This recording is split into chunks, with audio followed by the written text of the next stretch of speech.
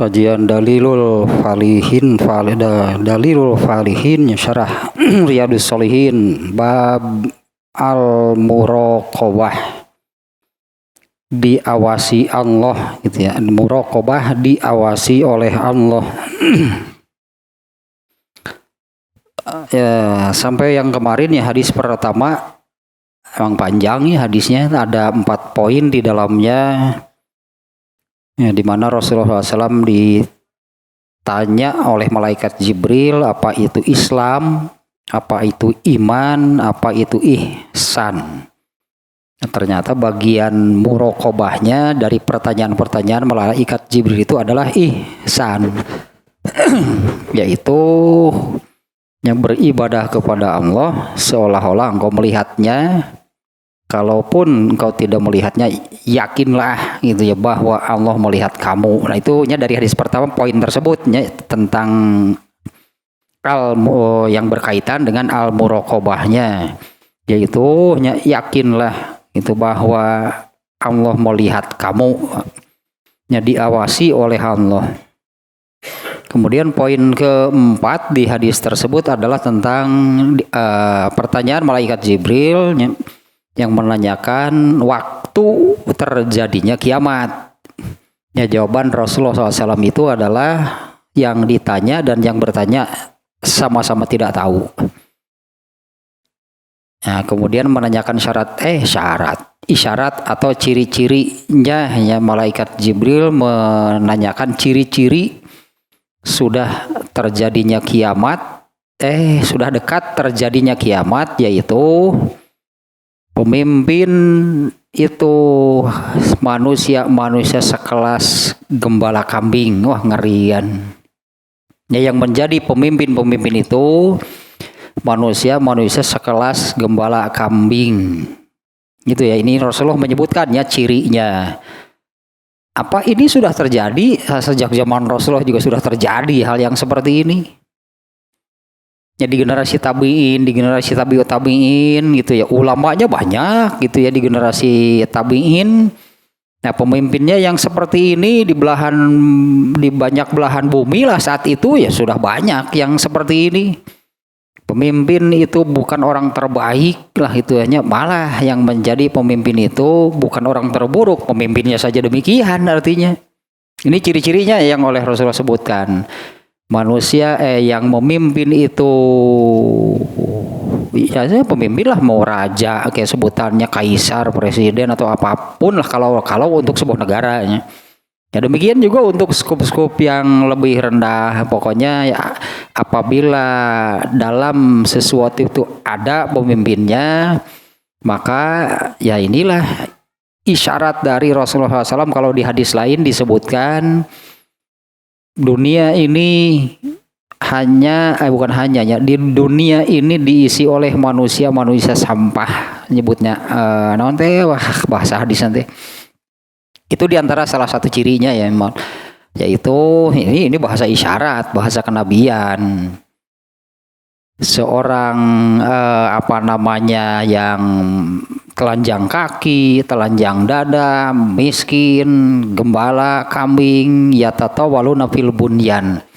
Mereka berlomba-lomba dalam bermegah-megah dalam bangunan. Ini bahasa kiasannya. Ini bahasa kiasan.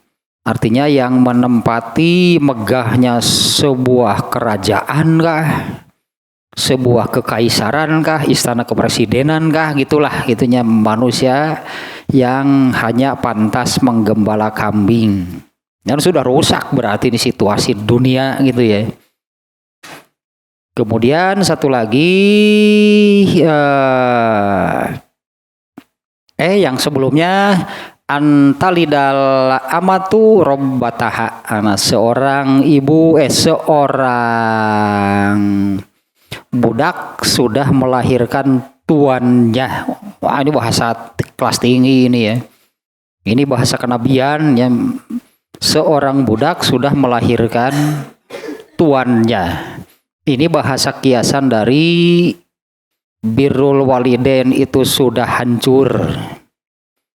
Anak itu memperlakukan orang tuanya seperti budak belian, itu maknanya. Kan birrul walidainnya salah satu pilar tuh, birrul walidain itu salah satu pilar Islam, dimana kan amal terbaik kedua itu kan sholat di awal waktu, birrul walidain, kemudian jihad fisabilillah. Nah ini kalau sudah rusak ya hancur lah, kiamat namanya, dunia ini sudah kiamat sebetulnya. Nah sekarang hadis yang kedua. Hadis yang kedua. Tapi jangan menyalahkan anak sih ya. Jangan menyalahkan anak kalau memperlakukan orang tuanya seperti memperlakukan budak, seorang budak. Ya jangan menyalahkan anak. Karena anak itu hasil didikan orang tuanya. Itulah intinya ya. Yang kedua nih hadisnya ya, tentang al-muraqabah, tentang diawasi oleh Allah. Hadis kedua, an Abi Dzarrin Jundab bin Hunadata wa Abi Abdirrahmani Mu'adz bin Jabalin radhiyallahu anhuma an Rasulillahi sallallahu alaihi wasallam qala ittaqillaha haitsuma kunta wa atbi'is sayyi'atal hasanata tamhuha wa khaliqin nasa bi khuluqin hasan. Hadis riwayat At-Tirmizi. Ini hadisnya pendeknya cukup pendek tapi wah luar biasa. Jawamiul Kalim gitu ya. Hadis itu Jawamiul Kalim. Nah, bahkan di kitab ini pun ya, ini kitab Dalilul Falihin, penulisnya menyebut nih ini nih sangat terasa gitu ya di dalam hadis, dalam redaksi hadis ini Jawamiul Kalimnya sabda Nabi SAW. Ya, Jawamiul Kalim artinya kalimatnya pendek tapi maknanya sangat luas. Ya, hadis kedua dari Abu Dzar Jundab bin Junadah. Kalau Abu Dzar saya kira banyaknya populer nih Abu Dzar, sahabat Abu Dzar. Populer nih Abu Dzar, tapi nama aslinya ini ternyata Jundab bin Junadah. Hadis yang terkenal dari Abu Dzar itu hadis yang dia datang menemui Rasulullah kemudian mengatakan, Rasulullah celaka saya. Rasulullah terheran-heran, celaka kenapa? Celaka saya. Ya bagaimana? Saya junub lalu tidak ada air. Terus bagaimana? Ya saya berguling-guling di atas abu. Kebayang eta ya saat itulah emang kucingku belang itu beranak belang. Abu Dzar yang terpikirkan oleh Abu Dzar kalau berhadas besar toharohnya bersuci atau menghilangkan hadas besarnya itu kan dengan mandi besar. Kalau hadas kecil cukup dengan wudhu. Kemudian kalau berhadas besar harus mandi, air tidak ada. Nah itulah. Ternyata saat itu Abu Dzar belum tahu. Lalu ya berguling-guling lah di padang pasir, nggak kebayang di tengah gurun gugulitikan. Ada di baju percuma benar. Kalau pakai baju ya percuma kan nggak kena kulit. Lantas seperti apa prakteknya? Ya itu terkenal tuh yang dari Abu Dzar tuh hadis tentang itu. Kemudian Rasulullah mengatakan, wah gak usah demikian, cukup begini saja. Kemudian Rasulullah mengajarkan tayamum. Nah ternyata itu dari hadis, dengan hadis tersebut tayamum hanya satu cara. Tayamumnya nggak ada tayamum pengganti dari wudhu. Seperti ini caranya, tayamum pengganti dari mandi, beda lagi, enggak, tayamum cuma satu. Dan itu pengganti dari wudhu atau mandinya, artinya tayamum ini pengganti dari wudhu yang hanya bisa menghilangkan hadas kecil, ataupun yang berhadas besar harus mandi, tidak ada air, sama tayamumnya sama. Artinya Abu Dzar namanya Jundab bin Junadah. Wa Abi Abdirrahmani Mu'adz bin Jabalin nih dari dua orang berarti nih sahabat, dua orang sahabat ini disebut dua-duanya dari Abu Dzar dan Abu Abdirrahman. Nah ini kunyah namanya ya, kunyahnya Abu Abdirrahman Mu'adz bin Jabal. Ini dua-duanya sahabat yang dalam periwayatan hadis ya, dalam urusan hadis ini cukup populer nih kedua sahabat ini, Abu Dzar dan Mu'adz. Ya, dari keduanya semoga Allah yang meridhoi keduanya, dari Rasulullah SAW beliau bersabda, ittaqillaha haitsu ma kunta. Nah, ini kalau kita perhatikan kalimatnya ya. Tadi kan dari siapa nih sahabatnya gitu kan yang meriwayatkan hadis ini, dua orang yang disebut, Mu'adz ya Abu Dzar dan Mu'adz. Ternyata di dalam hadis ini Rasulullah SAW ittaqillaha, kamu bukan kalian berdua, bukan. Ittaqillaha, bertakwalah kamu kepada Allah haitsu ma kunta, dimanapun kamu berada. Kalau dua orang haitsu ma kuntuma, bahasa Arab nama di sini kunta berarti kamu satu orang laki-laki. Padahal tadi kan dari dua orang ya. Kalau bersabdanya langsung kepada dua orang, Rasulullah akan menyabdakan gitu, haitsu, bukan haitsu ma kunta, tapi haitsu ma kuntuma. Jadi ini Rasulullah bersabda kepada satu orang. Kalau kalau kamunya yang satu orang itu perempuan, berarti kunti eta teh bahasa Arab nama bandal kunti antara ayah laki. Cek orang Arab gue kunti mah kamu satu orang laki-laki perempuan. Bertakwalah kamu dimanapun kamu berada. Nah andainya yang diberi nasihat demikiannya satu orang perempuan, nah tete ittaqillaha haitsu ma kunti. Pahingan kunti mah serina kitu khasna. Satu, nah ini ada 3 poin nih yang Rasulullah sabdakan, persisnya yang Rasulullah SAW nasihatkan saat itu, berartinya Rasulullah SAW menasehatinya kepada satu orang. Satu, isi nasihatnya wejangan nasihat ittaqillaha haitsu ma kunta. Nah, nanti ini nih yang berkaitan dengan al-muraqabahnya poin yang ini. Bertakwalah kepada Allah dimanapun kamu berada. 2, wa'at bi sayyi'atal hasanata tamhuha. Ikutilah itulahnya bahasa Arabnya ya, terjemahnya memang demikian ya.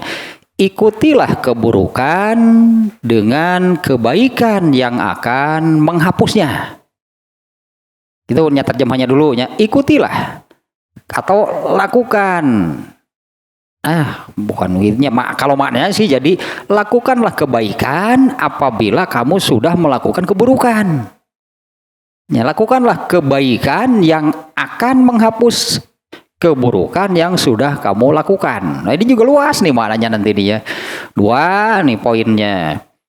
Yang keduanya atbi sayyi'atal hasanata. Nah ikutilah keburukan itu dengan kebaikan yang akan menghapusnya. 3, khaliqin nasa bi khuluqin hasan. Ya berakhlaklah. Gitulah, jadi berakhlaklah dengan sesama manusia dengan akhlak yang baik. Nah 3 saja, ada 3 poin nih isinya. Nah sekarang penjelasan nih berdasarkan kitab ini ya, Dalilul Falihin. Nah seperti biasanya di sini sahabat dulu nih yang diterangkannya. Tentang Abu Dzar tidak banyak di sini yang diterangkan. Hanya poin-poin pentingnya tentang Abu Dzar nih ya. Yang pertama, Diriwayatkan bahwa Abu Dzar ini yang terkenal Abu Dzar Al-Ghifari. Abu Dzar Al-Ghifari. Ghifar itu nama tempat, ya disandarkan ke sana lah. Seperti Huzaifah Al-Yamani. Orang Yaman artinya ya. Yang terkenal nih Abu Dzar Al-Ghifari.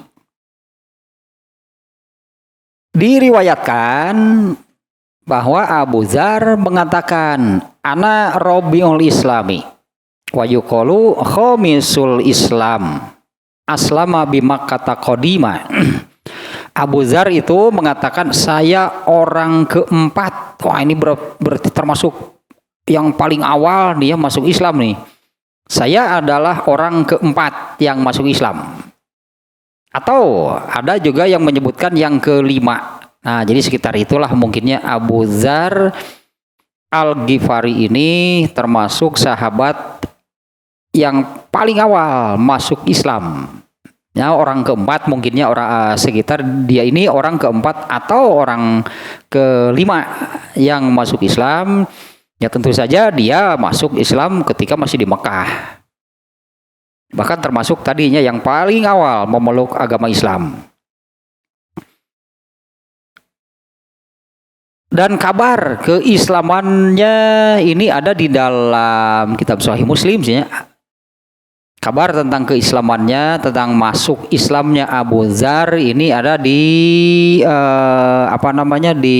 di dalam hadis riwayat Muslim.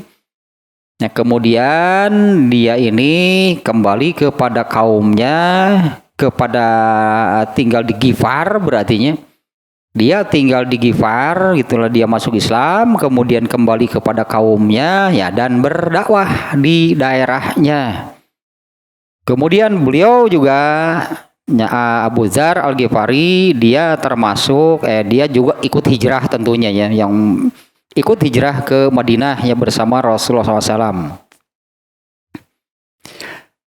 Rasulullah SAW banyak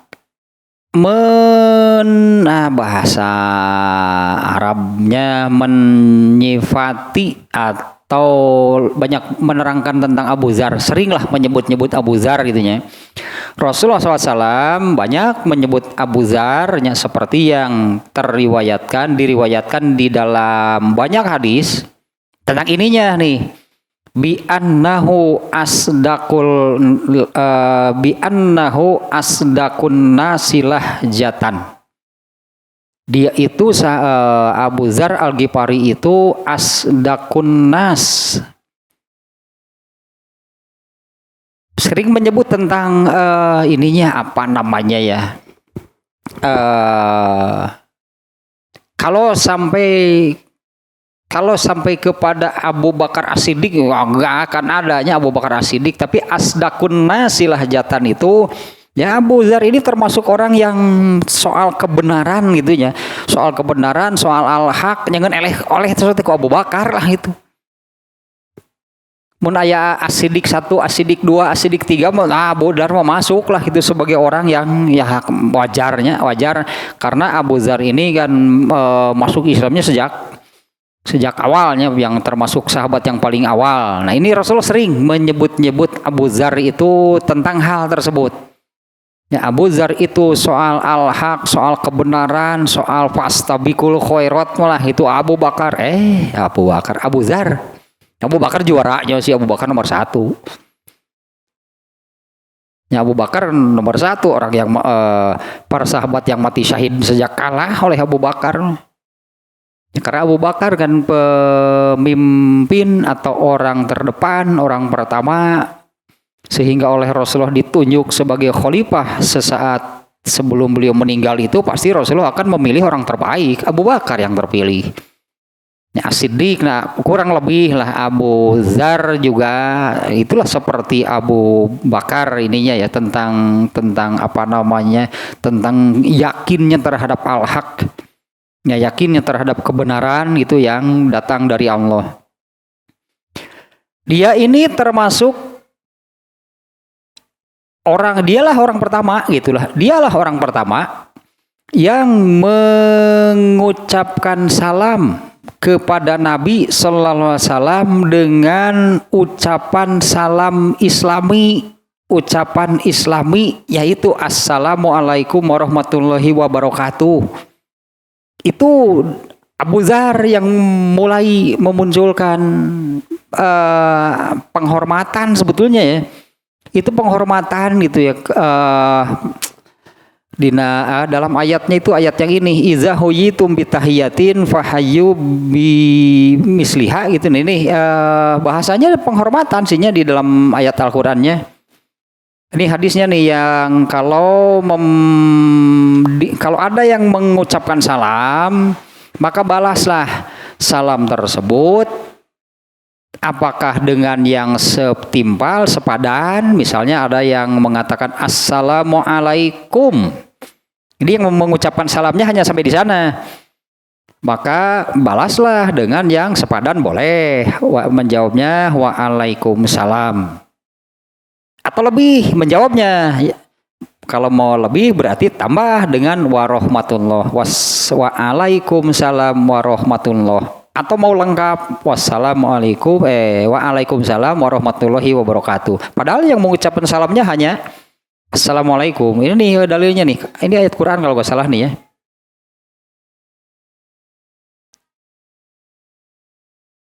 Nah, An-Nisa 86. Ini secara umum nih ya. Ini secara umum. Auzubillahi minasyaitonirrajim. Ini ayatnya nih. Wa iza huyyitum bitahiyatin fahayyu bi ahsana minha aw rudduha. Innallaha ala kulli syai'in hasiba. Apabila kamu diberi penghormatan dengan suatu penghormatan, maka balaslah penghormatan itu dengan yang lebih baik daripadanya, atau balaslah penghormatan itu dengan yang serupa. Ini berlaku juga untuk ya penghormatan bukan hanya ucapan salam ya, tapi penghormatan berupa tindakan lah. Misalnya kalau seseorang, ini contohnya misalnya ya, tentang ini kan jadi emang wajib hukumnya disebutnya menghormati tamu. Bahkan oleh Rasulullah SAW kan menghormati tamu ini dimasukkan ke dalam ini hal-hal yang berkaitan langsung dengan keimanan seseorang. Man kana yu'minu billahi wal yaumil akhir fal yukrim doifahu. Ya, barang siapa beriman kepada Allah dan hari akhir, maka hendaklah dia menghormati tamunya. Nah, andai gitu ya. Kalau kita datang ke rumah seseorang lalu dihormati oleh tamu tersebut, kalau orang itu datang ke rumah kita berarti balas penghormatannya.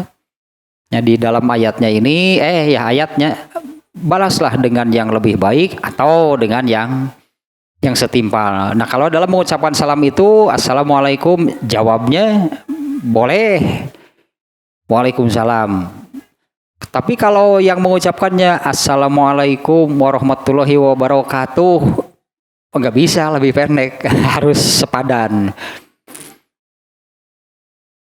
Karena perintahnya ini lebih atau sepadan. Kalau itu kan jadi kurang dari yang mengucapkan salamnya sampai wabarakatuh, kitanya hanya sampai waalaikumsalam.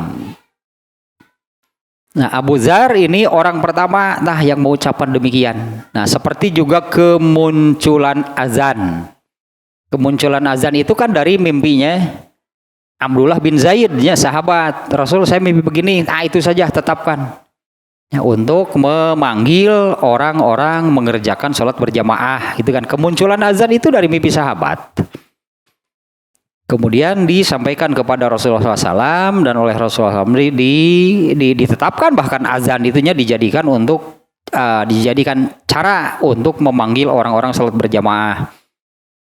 Nah, yang pertama mengucapkan assalamualaikum kepada Rasulullah SAW bitahiyatil Islam, ya, disebutnya dengan penghormatan Islami, itu adalah Abu Dzar. Nah, yang kemudian digunakan ya, itu sababul wurud namanya. Kalau hadis bukan sababul nuzul, sababul wurud, kemunculan kalimat, ucapan di antara sesama muslim itu ucapan salam, itu Abu Dzar yang pertama kali mengucapkannya kepada Rasulullah SAW.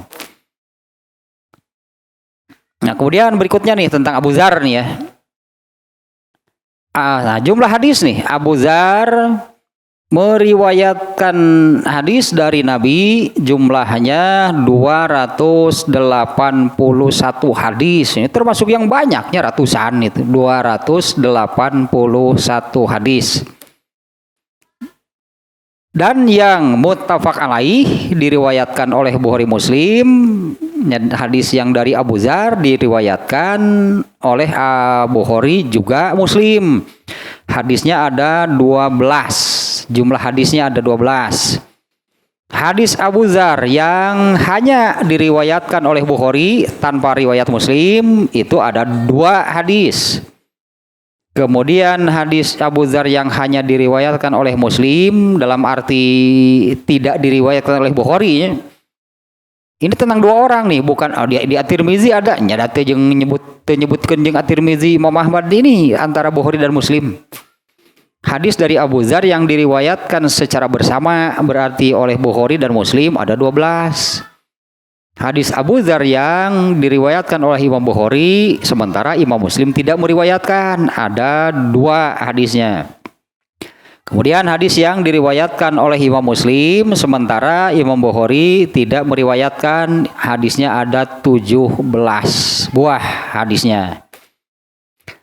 Kemudian Abu Dzar itu meninggal di Rabazah, namanya Ar-Rabazah nama tempatnya, tahun 31 atau 32 Hijriah. Yang meninggalnya Abu Dzar meninggal di satu tempat namanya Ar-Rabazah sekitar tahun 31 atau 32 Hijriah. Kemudian tentang yang kedua, tentang Muaz bin Jabal. Dia ini orang Madinah. Kalau tadi kan Abu Dzar orang Ghifarnya, masuk Islamnya sejak dari Makkah lalu hijrah ke Madinah.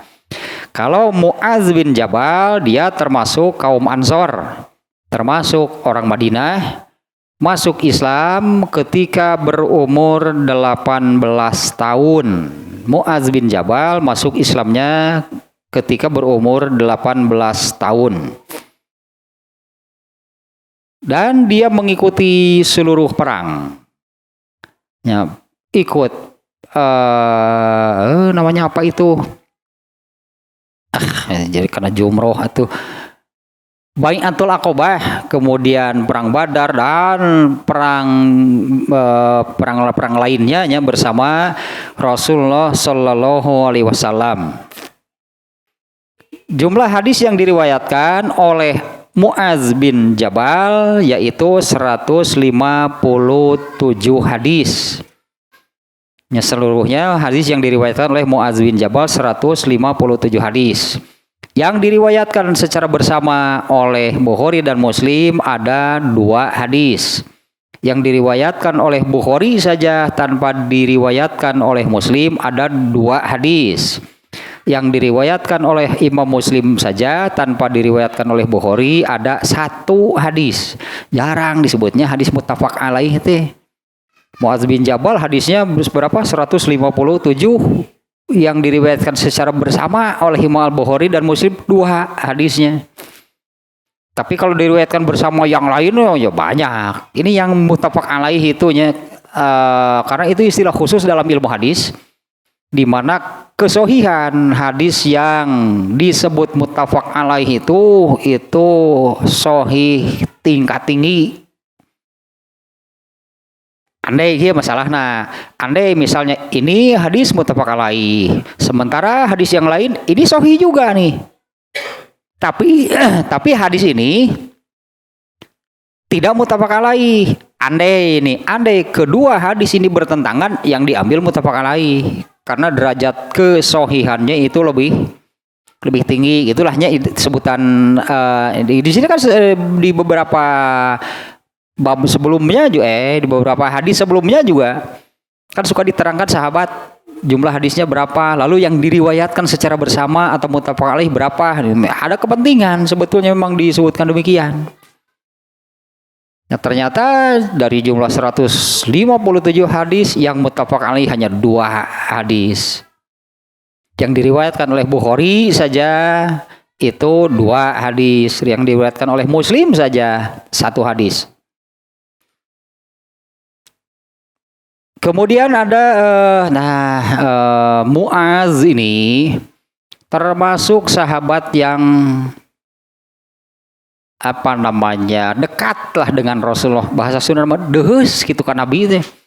Anas bin Malik jangan diceritakan lagi gitu kan, soal Anas bin Malik itu bahkan oleh ibunya kan kepada Rasulullah, ibunya datang, ini ibunya Anas bin Malik minta kepada Rasulullah, terimalah anakku untuk menjadi pelayanmu. Puguh Anas bin Malik terus kan mengikuti Rasulullah SAW sehingga hadisnya ribuan. Anas bin Malik banyak karena siang malam anggaplah mengikuti Rasulullah SAW, melayani Rasulullah SAW selama di Mekah 10 tahun. Pantas kalau Anas bin Malik hadisnya banyak. Kalau Muaz tidak termasuk demikian, tapi Muaz ini termasuk orang yang dekat dengan Rasulullah SAW. Nah, di antaranya nih hadis yang berangkat demikian.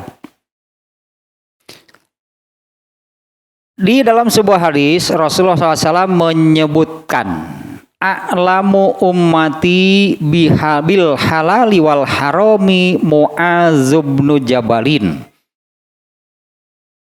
Ini tetapnya soal ini Muaz nggak akan mengalahkan, pasti tidak akan mengalahkan empat orang tertinggi, 10 orang mungkin lah, tidak akan bisa mengalahkan 10 orang tertinggi urutan top 10 lah pokoknya mah. Sahabatnya top 10 namanya tapi yaitu 10 orang sahabat yang dipastikan masuk surga tanpa hisab. Yang lain gak akan ada yang mengalahkan ini, yang top 10 yang ini. Ini 10 tertinggi itu adalah sahabat yang dipastikan masuk surga tanpa hisab. Sementara ini di dalam hadis ini Rasulullah menyabdakan begini, a'lamu ummati bil halali wal harami Muaz bin Jabalin. Orang yang paling tahu dari umatku tentang halal dan haram adalah Muaz bin Jabal. Mustahil sebetulnya keilmuan Muaz bin Jabal gitu mengalahkan Ali bin Abu Thalib. Ali bin Abu Thalib ulama, jadi ulama gitunya di antara ulama di antara kalangan para sahabat itu Ali bin Abu Thalib. Hadisnya juga banyak. Ini Rasulullah SAW boleh disebut Rasulullah memuji. Rasulullah SAW memuji. Rasulullah SAW menyebut Muaz bin Jabal itu seorang ahli ilmu. Dengan sebutan dengan Rasulullah SAW menyabdakan demikian, a'lamu ummati bil halali wal harami Muaz bin Jabalin. Orang yang paling tahu dari umatku tentang halal dan haram itu adalah Muaz bin Jabal. Ini sekedar anggaplah pujian lah, itunya pujian atau bentuk ajrih, bahasa Sunda mah ajrih. Rasulullah itu ajrih terhadap Muaz bin Jabal. Apa sih ajrih tanya? Kebanggaan tersendiri anggaplah. Rasulullah memiliki kebanggaan gitunya dengan memiliki sahabat seperti Muaz bin Jabal. Kalau di sini yang dimunculkan tentang ilmunya, meskipun kalau tentang ilmunya nggak akan mengalahkan Anas bin Malik, Aisyah gitunya. Aisyah jumlahnya hadisnya juga ribuan Aisyah. Ini kita bentuk-bentuk itulah boleh sebut pujian atau rasa memiliki kebanggaan tersendiri lah Rasulullah terhadap Muaz bin Jabal. Dan hal seperti ini bukan hanya beliau ungkapan terhadap Muaz bin Jabal, terhadap sahabat ungkapan Rasulullah SAW-nya bagaimana, terhadap sahabat yang lainnya seperti apa gitulah. Ini banyaknya Rasulullah mengungkapkan hal-hal seperti ini yang beliau ungkapkan seperti terhadap Muaz bin Jabal. Kemudian yang kedua, nih masih hadis sabda Rasulullah SAW tentang Muaz bin Jabal. Yang kedua, Rasulullah SAW, ya Mu'azu inni uhibbuka. Ini ya dikikeun ku Nabi urangnya mun urang sih kana moal kuat ngadeg-deg karena ngelepak kana. Wahai Muaz, sesungguhnya aku mencintai kamu. Coba diungkapkan seperti itu oleh Nabi. Sih kan temen orang bisa deg-deg ngelepar, sih ngelepak. Benar gitu itu. Ya Muaz inni uhibbuka. Faqala, kemudian Muaz mengatakan, wa ana uhibbuka. Wallahi ya Rasulullah. Wah, buguh atuh diungkapkan seperti itu oleh Rasulullah SAW. Wahai Muaz, sesungguhnya aku mencintai kamu. Kemudian Muaz mengatakan, wa ana uhibbuka, dan aku pun mencintaimu demi Allah wahai Rasulullah. Qala, Rasul kemudian memberi nasihat, fala tada antakula fi duburi kulli sholatin. Jangan kamu tinggalkan setiap selesai sholat berdoalah. Jangan kamu tinggalkan ya. Setiap selesai sholat berdoalah. Allahumma a'inni ala zikrika wa syukrika wa husni ibadatika. Oh, ini dulu pernah dibahaskannya tentang isinya juga di dalam bab sholatnya. Dulu pembahasan kaifiat sholat. Nah, Rasulullah menasihati demikian. Oh, tentu ini bukan hanya untuk Muaz bin Jabal. Ini sababul wurud namanya. Kemunculan perintah berdoa seperti ini, kemunculannya beliau mengajarkannya kepada Muaz bin Jabal. Adapun ini berlaku bagi semuanya, jangan tinggalkan. Jangan sampai terlewatkan. Berdoalah setiap selesai sholat dengan doa seperti ini. Allahumma a'inni, stressing nama didinya dah. Ya Allah, tolonglah aku. Kenapa mesti minta tolong kepada Allah? Artinya kalau tanpa pertolongan dari Allah nggak akan bisa. Seperti juga kan, a'udzubillahi minasyaitonirrajim. Kenapa mesti minta perlindungan kepada Allah? Lawan sendiri. Artinya nggak akan kuat kalau melawan setan tanpa pertolongan dari Allah. Nah, ini coba isinya nih ya, harus minta tolong kepada Allah. Allahumma a'inni ala zikrika. Ya Allah, bantulah aku untuk selalu mengingatmu. Dua, wa syukrika, bantulah aku untuk mampu bersyukur kepadamu. Yang ketiga, wa husni ibadatika, bantulah aku untuk bisa beribadah dengan baik kepadamu. Ini tidak gampang, berarti ketiganya ini hal yang berat, sulit. Harus dengan pertolongan Allah. Nah, tapi kade ngadoa beres ngadoa mah hare oces seperti yang doa manapun kan sebetulnya, misalnya kan Allahumma gfirli, ya Allah ampunilah aku, kan itu doa namanya ya. Terus kita harus bagaimana kalau sudah berdoa demikian? Ya Allah ampunilah aku, tapi kaditu nanti acuh ya kak dosa di kumaha cek Allah teh ongkoh hayang dihampura, katanya minta diampuni. Jadi benarnya setiap doa itu menuntut amal. Allahumma gfirli, ya Allah ampunilah aku. Nah, kitanya harus bagaimana kalau sudah minta begitu? Ya artinya jauhi dosa. Itu amalnya gitu ya, jauhi dosa. Jadi jangan sampai sudah saya kan sering mengucapkan astagfirullah. Oh, ini unggal usik astagfirullah teh unggal aya naon astagfirullah. Oh, nerima duit wae astagfirullah. Sih. Itu kan artinya aku memohon ampunan. Kalau sudah berdoa ingin diampuni, kitanya harus bagaimana? Sama dengan ini. Ya Allah, bantulah aku untuk selalu ingat kepadamu. Ya kitanya harus bagaimana? Ya berarti kitanya harus berusaha semaksimal mungkin untuk selalu mengingat Allah. Kalaupun ada keinginan demikian, itu tidak mudah. Jangan sampai ya Allah bantulah aku untuk selalu mengingatmu, tapi kitanya melupakan Allah. Kumaha ya tetep puguh cek Allah teh. Ya gitulah isi doanya luar biasanya. Ini diajarkan oleh Rasulullah SAW minta kepada Allah tentang 3 perkara tersebut. 1, ketiganya minta pertolongan nih ya. Minta pertolongan kepada Allah. 1, untuk selalu mengingat Allah. 2, untuk mampu bersyukur kepada Allah. Yang ketiga, untuk bisa beribadah dengan baik. Contohnya, doa yang ini nih. Ya Allah, bantulah aku untuk bisa beribadah dengan baik kepadamu gitu. Diajar sholat, ente kumaha tuh. Ya sementara gitu kaifiat lah anggapnya, mempelajari gitu sholat Rasulullah itu seperti apa. Minta kepada Allah gitu, bantulah aku untuk bisa beribadah kepadamu dengan baik. Sementara tidak mempelajari cara sholat Nabi seperti apa. Kita bisa beribadah dengan baik bagaimana? Bisa sholat dengan baik bagaimana? Itu kan ya secara umum begitulah. Kalau kita berdoa sesuatu artinya menuntut, berarti untuk beramal. Untuk beramalnya itu untuk mewujudkan apa yang kita inginkan. Bisi we ngadoa kitu wunggul geus kitu teh urangna cicing pan geus ngadoa ka Allah ke ku Allah diberesan ngonah geus cek Allah teh atuh meureun yang dapat pahala siapa.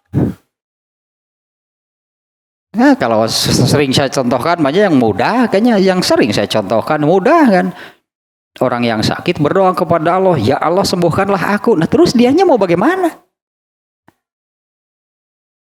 Atau dia berobat gitu kan, tak berobat kalau ingin sembuh, berdoa kepada Allah, ya Allah sembuhkanlah aku, bari cicing dengan kitu teh kitu we bari humarurung diharudum, aduh hakan sia cek Allah teh bener geunah sia maneh cicing urang kudu nyageurkeun manehnya atau hirup teh cukup ku ngadoa bener-bener kitu mah. Artinya kita tidak usah melakukan apa-apa, tinggal berdoa minta kepada Allah dengan asumsi bahwa oleh Allah nanti diijabah, diwujudkan. Genah pisan. Guys, itu kudu ibadah gitu, mangga saya ngadoa ke Allah, ya Allah berikanlah semua pahala orang beramal soleh untuk saya, sok tah gitu, genahnya cicing urang nama, tahu aku hirup urang bak urang we, tinggal ngadoa gitu we. Itu ya Allah berikanlah semua pahala orang yang beramal soleh untuk saya. Sadunia mangkading nu beramal soleh oleh Allah diberikan kan diijabah. Oh, genah pisan. Ari maneh rek naon cek Allah teh. Cicing nya. Banyak yang tidak menyadari, merasa kalau sudah berdoa itu sudah selesai. Urusan itu sudah selesai dengan berdoa.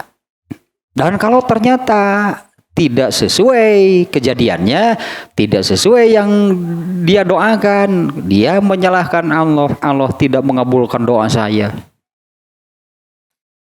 Bari dah henteu usahana ge cicing we urang mah isuk-isuk ngopi paling ge ngadoa bari ngopi teh. Ya Allah berikanlah pahala orang yang beramal soleh untuk saya. Itu pada urang geus ngadoa. Oh, genah pisan.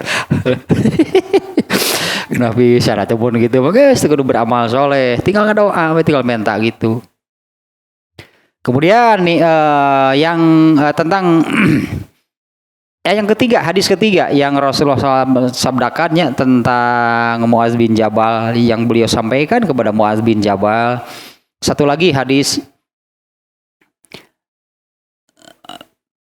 ya'ti Muazun yaumal qiyamati baina yadail ulama'i bi rotwah. Ininya sudah. Tapi tidak termasuk sihnya, tidak termasuk 10 orang sahabat yang dibasikan masuk surga.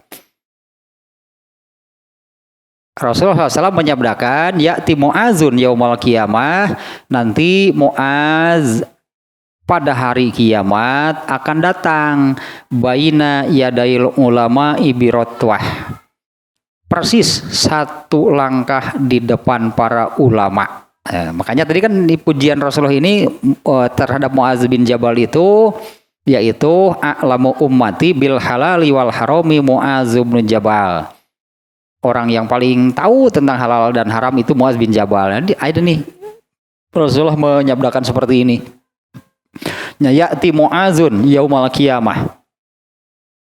Muaz bin Jabal akan datang pada hari kiamat baina yadail ulama'i birotwah, yang akan datang, kalau terjemah harfiahnya ini eh persis di hadapan ulama ini satu apa namanya ya? Birotoh itu satu bentangan panah atau kalau seseorang memanah panahnya memanah kira-kira sampai di mana gitu, itu panahnya itu sampai di mana jatuhnya. Nah, ini menekan jarak.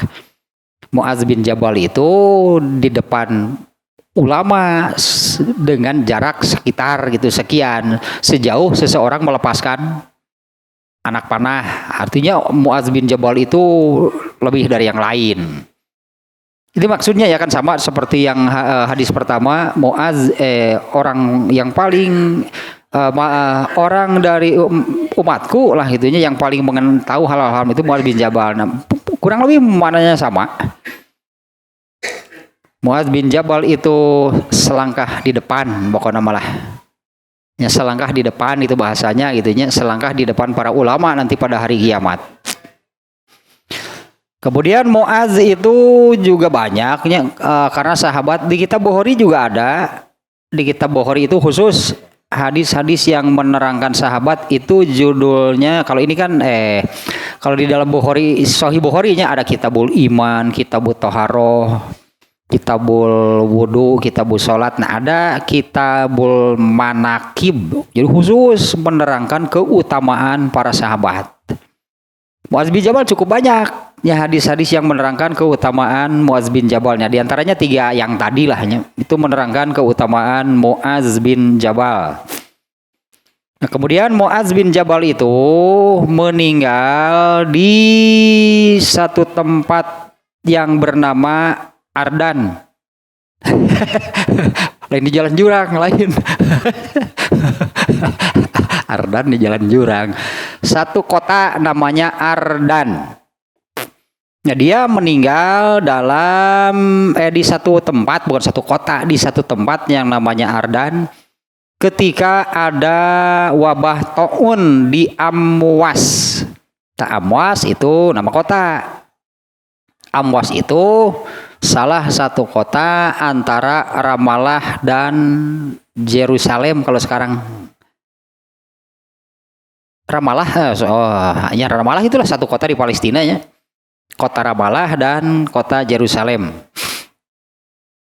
Nah, kemudian apalagi nih ya, dan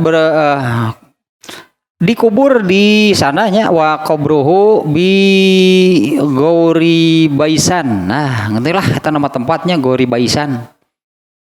Dikubur di satu kuburannya namanya Gori Baisan, itu di arah timur kota tersebut. Nah, itulah tentang 2 orang sahabat tadinya, keterangan singkat lah tentang ini 2 sahabat yang ya ada tadinya keutamaannya, dan jumlah hadisnya pun cukup banyak. Abu Dzar-nya seluruhnya 281 hadis meriwayatkan dari Rasulullah SAW. Kemudian Muaz bin Jabal tadi 157 hadis. Ini termasuknya 2 orang sahabat yang banyak meriwayatkan hadis. Nah, kemudian ininya nih.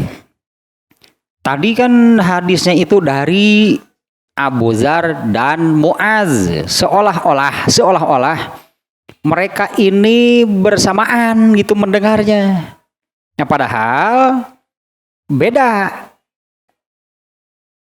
Jadi pada kesempatan yang berbeda, makanya di dalam hadisnya ittaqillaha haitsuma kunta, itu kamu seorang laki-laki.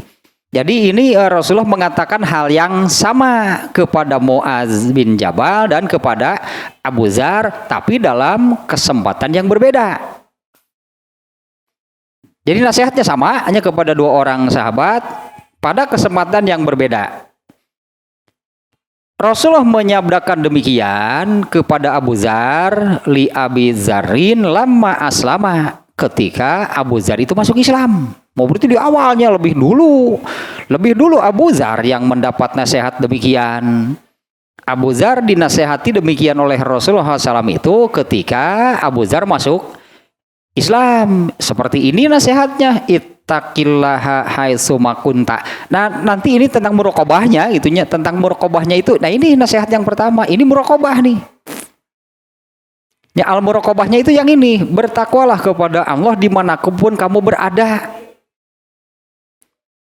Nah Rasulullah menyabdakan demikian, menasihati demikian kepada Abu Dzar ketika dia masuk Islam. Padahal sementara kan masuk Islamnya Abu Dzar kan di awal orang keempat atau kelima. Tadinya Abu Dzar itu orang keempat atau orang kelima itu yang masuk Islam, yang pertama-tama masuk Islam. Sementara kepada Abu Dzar, Rasulullah SAW menasehati demikian ketika Abu Dzar itu hendak bertolak ke Yaman. Nah, di mana Abu Dzar ini terkenalnya hadisnya. Ini terkenal hadisnya nih. Rasulullah itu mengutus Muaz bin Jabal untuk menyebarkan Islam ke Yaman. Di antaranya nih ya Rasulullah SAW itu di sebuah riwayat yang menerangkan demikian, yang menerangkan diutusnya Muaz bin Jabal ke Yaman. Rasulullah bertanya kepada Yaman, nanti kamu di sana kalau ada masalah yang timbul mau bagaimana kamu memutuskan? Ketika Muaz bin Jabal ditanya demikian oleh Rasulullah. Sebelum diutus ke Yaman, Rasul bertanya demikian. Kalau muncul masalah, ada masalah, kamu bagaimana? Nanti kamu akan memutuskan. Saya akan menggunakan Al-Quran. Kalau tidak ada di Quran, mau bagaimana? Saya akan menggunakan sunnah Rasulullah. Itulah muadznya diantaranya. Itu hadis itu terkenal. Nah ternyata salah satu wejangan nasihat yang diberikan oleh Rasulullah SAW sebelum Muaz diutus untuk menyebarkan Islam ke Yaman, ternyata nasihatnya sama dengan yang dulu berarti sebelumnya kan, yang pernah dinasehatkan oleh Rasulullah SAW kepada Abu Dzar ketika baru masuk Islam. Yang baru masuk Islam itu berarti di Mekah tahun berapa gitu kan, sementara Muaz bin Jabal bukan orang Madinah tadi. Rasulullah menasehatkan hal seperti ini kepada Abu Dzar ketika Abu Dzar itu baru masuk Islam kan di awal kemunculan Islam, bahkan kan Abu Dzar itu orang keempat atau orang kelima. Oh, berarti beberapa tahun kemudian Rasulullah SAW menasehati hal yang sama kepada Muaz bin Jabal. Ketika Muaz bin Jabal diutus oleh Rasulullah ke Yaman menyebarkan Islam, nasihatnya sama ternyata. 3 poin tadinya. Sahabat saja tidak ada yang lupa hadis, apalagi Nabi. Apalagi Nabi yang ngomongnya sendiri. Nabi masih ingat nasihat tersebut waktu beliau nasihatan kepada Muaz, itu balik kepada Abu Dzar. Beberapa tahun kemudian berarti Rasul menasihatkan hal yang sama. Nah kemudian kan ternyata itu kan ditemukanlah hadis-hadis ini oleh para ahli hadis. Dari Abu Dzar, dia mengatakan Rasulullah menasehati begini. Kemudian dari Muaz bin Jabal, Rasulullah menasehati begini. Hadisnya ternyata isinya sama persis. Ya disebutlah seperti di kitab ini dari Abu Dzar dan Muaz bin Jabal karena isinya sama. Nah, padahal Rasulullah menasehatkan nasihat ini kepada Muaz bin Jabal dalam kesempatan berbeda dan jarak waktunya pun itu sudah sangat jauh. Ya, Rasulullah kan tidak lupa berarti pernah menasehati Abu Dzar demikian. Jangankan Rasulullah, kalau Rasulullah lupa bisa jadi nanti sabdanya ada yang bertentangan. Pada satu kesempatan bersabda begini, kemudian pada kesempatan berikutnya entah kapan Rasulullah bersabda yang beda. Lalu ditanya kenapa dulu sabdanya begini? Iya gitu. Masih kurang. Apa iya gitu? Apa saya lupa ya?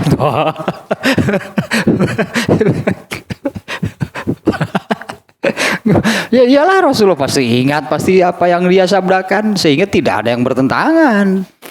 Ya sabda Rasulullah itu tidak ada yang bertentangan. Apalagi kalau bertentangan dengan Al-Quran. Wah justru kan. Kalau dalam ilmu usul fikih itu ada pembahasan, ada babnya di dalam ilmu usul fikih. Maka natus sunnah minal Quran.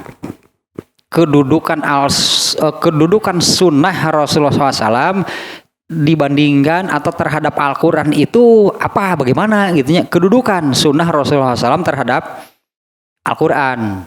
Intinya bahwa sunnah Rasulullah SAW itu adalah penjelas tafsir dari Al-Quran. Dan memang ada hadis yang menerangkan demikian, bahwa ya, Rasulullah SAW menyabdakan, aku diberi sesuatu yang semisal, bahasa Arabnya semisal, seperti Al-Quran. Yang dimaksud itu adalah penjelasannya. Karena sebagai manusia, Rasulullah SAW itu tetap saja kemampuan akalnya, logikanya terbatas. Artinya apa, Rasulullah mampu memahami Al-Quran sendiri tanpa penjelasan dari Allah? Kan Allah yang menurunkan Al-Quran. Ya, yang tahu maksud Allah siapa? Ya, yang tahu, yang paham maksud Allah tentang suatu ayat, misalnya ayatnya seperti apa, ini maksud Allah ini apa? Emang Rasulullah mampu memahami? Enggak. Makanya dijelaskanlah. Seluruh ayat-ayat Al-Quran itu dijelaskan oleh malaikat Jibril. Nah, sehingga sunnah Rasulullah SAW itu kan ada Al-Quran, ada sunnah Rasulullah SAW. Nah, ini apa korelasinya atau kedudukan sunnah Rasulullah ini sebagai apa gitu dari Al-Quran? Itu adalah tafsirnya, penjelasan dari ayat-ayat Al-Quran. Nah, sehingga tidak akan ada yang bisa memahami ayat Al-Quran tanpa melalui penjelasan dari Rasulullah SAW. Karena beliau pun bisa menjelaskan demikian itu setelah diajari, diberitahu oleh malaikat Jibril maksud setiap ayat itu beginilah itunya, ayat ini begini maksudnya. Itu penjelasannya dari malaikat Jibril. Dan malaikat Jibril juga sama, makhluk, apa mampu memahami Allah? Enggak. Malaikat Jibril pun dibekali oleh Allah. Ini nih maksudnya ayat ini, sampaikan kepada Rasulullah. Jadi hakikatnya kalau secara umum tema man atau ar-rasulah faqad atau Allah. Barang siapa taat kepada Rasulullah, artinya itu taat kepada Allah. Ya, karena semua yang dari Rasulullah itu dari Allah. Nggak ada yang ciptaan sendiri. Rasulullah berani menambah, mengurangi, mengubah gitu ajaran Islam. Doraka pangheulana atau jadi nabi gitu mah, artinya nabi menjadi orang yang paling dulu berdosa kalau berani mengutak-atik ajaran Islam, karena Islam ini kan ciptaan Allah, milik Allah, nggak boleh diutak-atik. Nah, kembali lagi sini nih,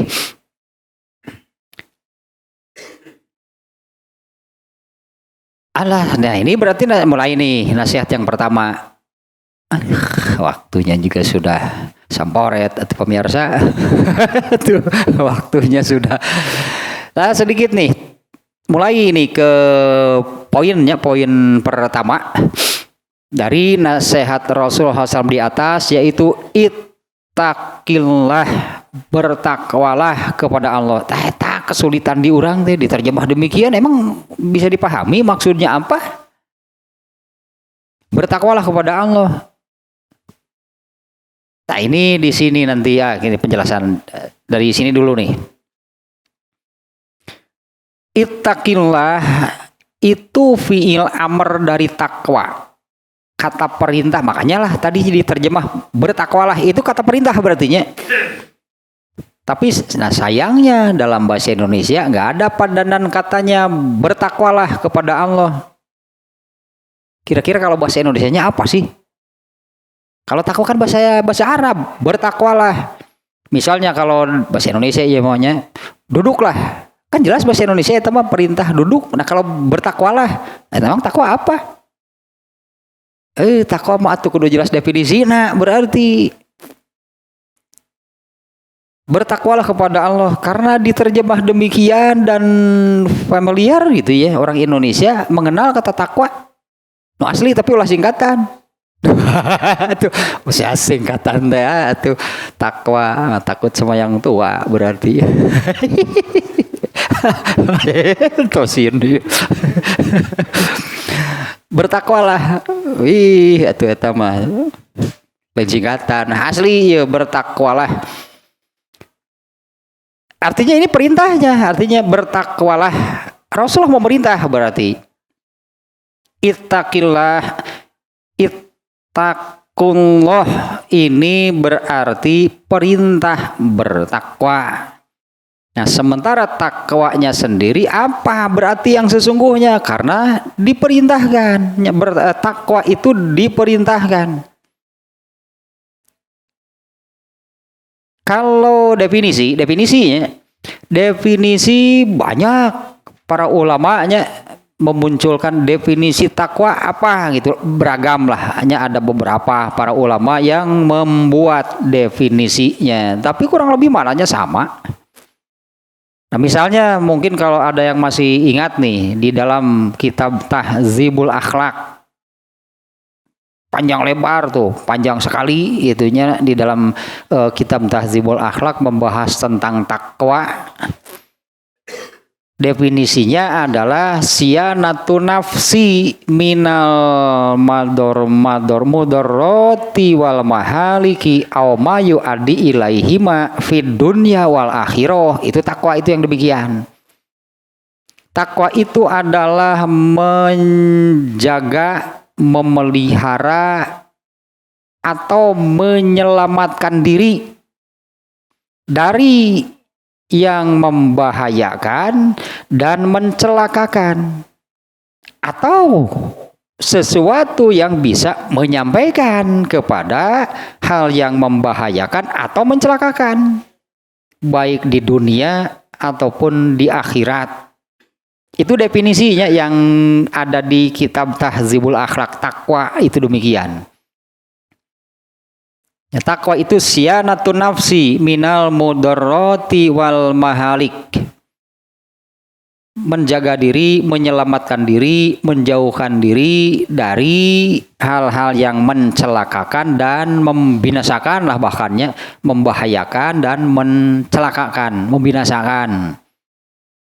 Atau menjaga dirinya, memelihara dirinya dari sesuatu yang bisa membawa kepada hal yang mencelakakan, yang membahayakan dan mencelakakan fid dunya wal akhirah, baik baik kecelakaan, bahaya, kebinasaannya itu di dunia ataupun di akhirat.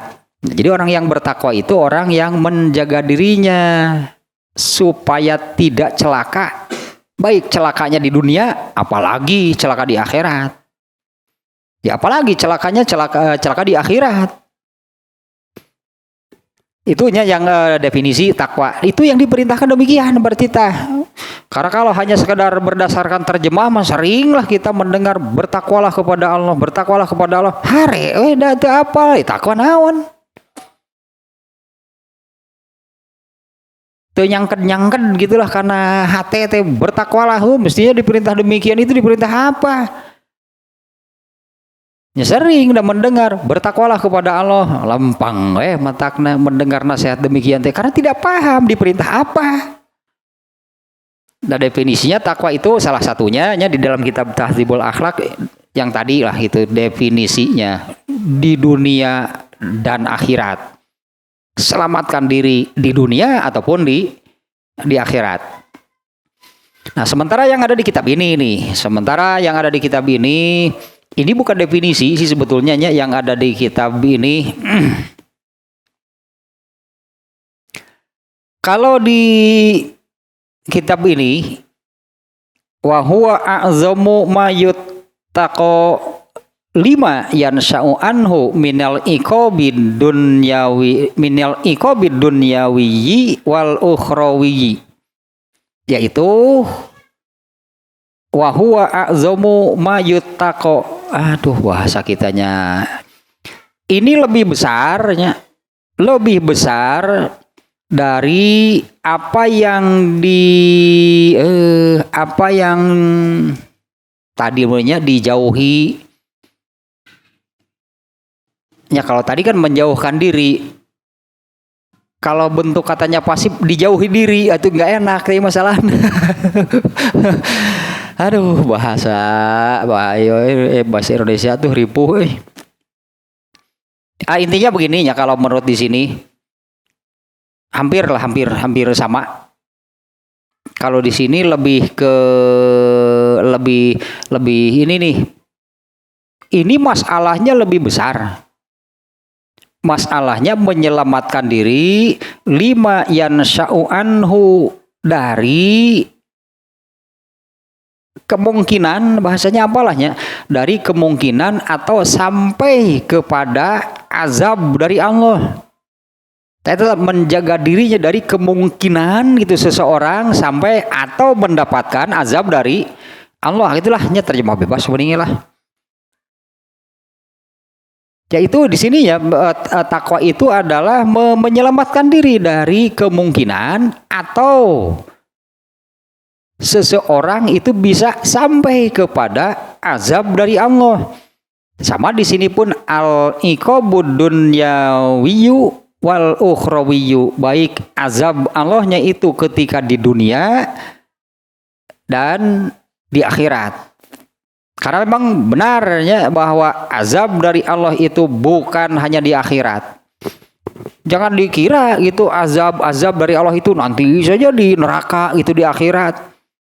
Padahal kan azab dari Allah itu di dunia sudah ada, nanti di alam barzakh atau di alam kubur itu ada, di mahsyar juga ada. Adapun neraka, nah itulah tempat yang sesungguhnya Allah mengazab manusia di dalam neraka. Di dunia belum seberapa. Pasti disesuaikanlahnya dengan kadar. Karena dunia ini kan kadarnya ya kadar dunia lah. Paling rendah dibandingkan dengan azab-azab Allah di tahapan-tahapan yang tadi. Dunia, alam barzakh, alam mahsyar, neraka, berarti itu tempat azabnya. Terakhir itu di dalam neraka, itu azab terbesar, itu azab yang sesungguhnya. Dari azab kalau di sini nih ya, dia definisi yang ada di sini yaitu menyelamatkan diri dari azab Allah baik di dunia ataupun di akhirat. Nah, ini sesuai dengan ayat ini ayatnya nih. Harus dicari dulu nih, di sini tertulis tapi ini lupa nih, belum dicari surat apa, ayat berapa nih ya. Sebentar nih.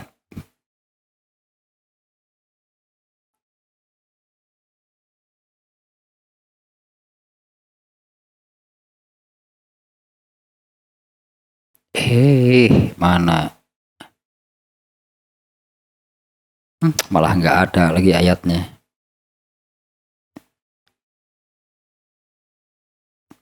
Bentar ya, ayatnya sayang nih, yuk.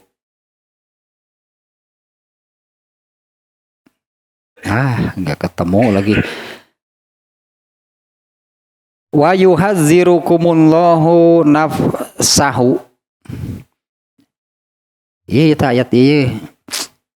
Nggak ketemu lagi ya.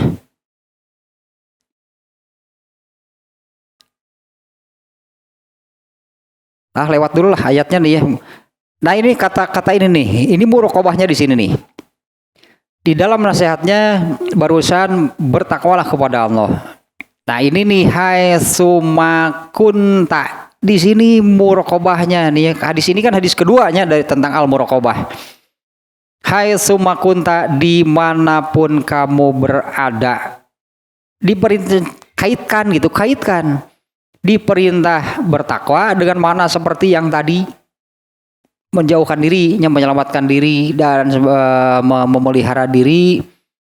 Kalau lebih panjang tadi lebih lengkapnya di Tahdzibul Akhlaq, dari segala sesuatu yang bisa membahayakan dan mencelakakan atau sesuatu yang bisa menyampaikan kepada sesuatu yang mencelakakan dan membahayakan. Hai sumakunta, nah diperintah demikiannya itu hai sumakunta teh,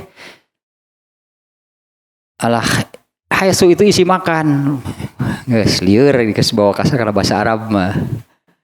Zorob makan. Zoropna teu ngarti makan nu anu apal nama. Zoropna mah naon zorop teh makan. Eta makan bahasa Indonesia pan zorop makan bahasa Arab itu keterangan tempat.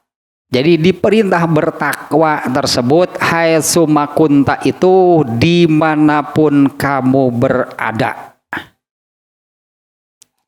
Cobanya perintahnya perintah takwa dengan definisi yang tadi.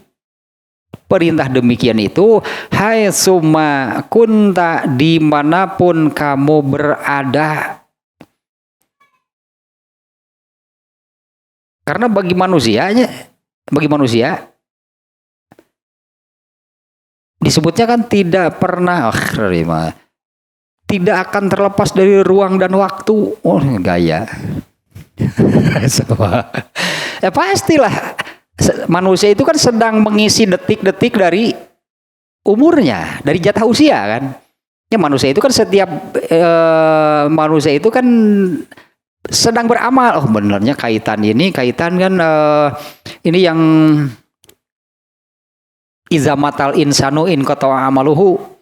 Apabila seseorang meninggal, barulah berhenti dari beramal. Artinya selama hidup. Selama hidup nanti amal gitu, isi manusia itu amal. Nah, di mana amal inilah yang mengisi waktu. Jadi setiap detik itu pasti manusia itu sedang beramal. Nah kalau tempat berarti ya pastilah karena ketika manusia hidup di dunia pasti sedang berada di satu tempat. Makanya kan manusia itu pasti itu terkena oleh ruang dan waktu. Selama masih hidup pasti manusia itu ada di satu tempat. Selama masih hidup di dunia ya manusia itu sedang mengisi detik-detik dari jatah hidupnya. Dan isinya itu adalah amal. Artinya kapanpun manusia, dimanapun manusia pasti sedang beramal. Inilah yang dinasehatkan oleh Rasulullah. Bertakwalah kamu dimanapun kamu berada. Jadi bertakwalah kamu karena kamu itu pasti sedang berada dalam ruang, yaitu pasti sedang ada di satu tempat. Dan pasti sedang mengisi detik-detik hidup dari jatah usianya. Selama masih hidup, amal berarti semuanya. Sedang apapun itu adalah amal. Karena berhenti beramal itu apabila meninggal. Nah nasihat Rasulullah itu, nah inilah berarti terkait bukan hanya tempat kalau begitu. Ya terkait ruang dan waktu. Artinya kapanpun, dimanapun, bertakwalah kamu. Kenapa? Ta'iyah al-muraqabah. Karena Allah itu pasti melihat dimanapun dan kapanpun kamu berada. Allah itu pasti melihat. Ta'iyah muraqabah nama hai sumakunta dimanapun kamu berada. Apa kita bisa bersembunyi? Tidak diketahui Allah mau pergi kemana? Ini soal tempat berarti kan ya? Karena kan Rasulullah menyebutkan dimanapun kamu berada, nggak ada tempat berarti di mana kita bisa bersembunyi dari pengawasan Allah. Itu di antara nasihat Luqman tadi di surat Luqman ayat 17 itu 16. Ini surat Luqman ayat 16 atau 17-nya itu nasihat Luqman kepada anaknya. Ya bunayya innaha ayat 16 ternyata. Ayat 16 nih. Ya bunayya innaha intakum misqala habbatin min khardalin fatakum fi sakhratin aw fis samawati aw fil ardi ya'ti bihallah. Innallaha latifun khabir. Ya, Luqman berkata, wahai anakku, sungguh jika ada satu perbuatan seberat biji sawi, artinya sekecil apa amal kan ini kan. Jika ada satu amal sekecil-kecilnya lah amalnya, itu amal tadi kan seluruh isi hidup manusia itu kan amal isinya. Ya wahai anakku, Jika ada suatu amal seberat biji sawi saja atau sekecil apapun dan berada di dalam batu, intaku miskola, jika ada sebesar biji sawi, fatakun fisokhrotin, lalu kamu sembunyikan, di dalam batu,